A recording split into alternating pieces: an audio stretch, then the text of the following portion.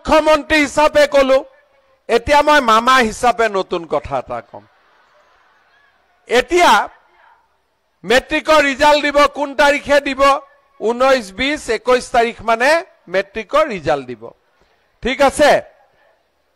অংকৰ প্ৰশ্নখন টান আহা বুলি কৈছিল তথাপিতো পাস কৰিব কোনো চিন্তা কৰিবলগীয়া নাই এতিয়া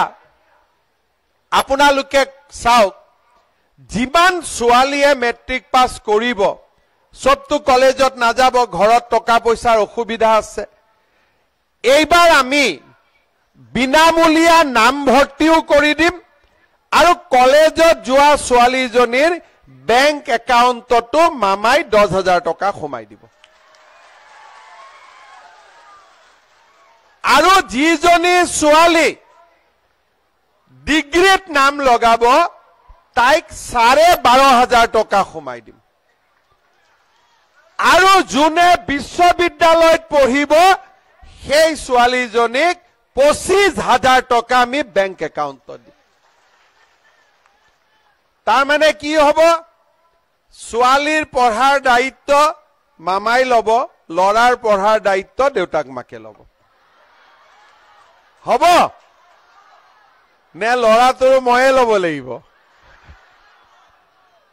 মই আকৌ লৰাকেইটাৰ পুলিচ চাকৰি দায়িত্বটোহে লৈ আছিলো যে জুলাইত দৌৰক বুলি সিহঁতি হয়নে নহয়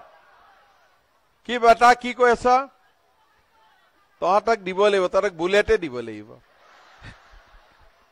ছোৱালীক স্কুটি দি তোক বুলেট দিব লাগিব ৰহ তহঁতি আকৌ বুলেট দিলে পিছত ছোৱালীহে উঠাবি মা দেউতাকতো নুঠাও যি লৰাই কবি যে আমাৰ বুলেটৰ পিছত আমাৰ মা উঠিব ই বুলেট পাব কিন্তু কোনে উঠাব মাক উঠাব নেকি হা উঠাব তেনেকৈ আছ আজিয়ে উঠাম বুলি কলে ছোৱালী আজিয়ে এৰি দিব গৈ পেলাই তহঁতক এতিয়া এইবাৰ আমি এই আঁচনিটোৰ নাম দিছো নিযুত মইনা তাৰ মানে 1 নিযুত মানে 10 লাখ 10 লাখ ছোৱালীক পঢ়াৰ খৰচ এইবাৰ চৰকাৰে দিব 10 লাখ ছোৱালী পঢ়াৰ খৰচ চৰকাৰে দিব আপোনালোকে চিন্তা কৰক আগতে কিমান চৰকাৰ আহি গল অৰুণোদয় আঁচনিটো আগতেও কৰিব পাৰিলেহেঁতেন কোনেও নকৰিলে লাখপতি বাইদেউৰ কামটো আগতো হ'ব পাৰিলেহেঁতেন কোনেও নকৰিলে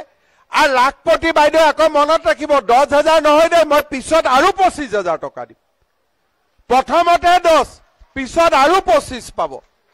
তাৰ মানে লাখপতি বনাইহে এৰিম 100% বনিবই লাগিব হ'ব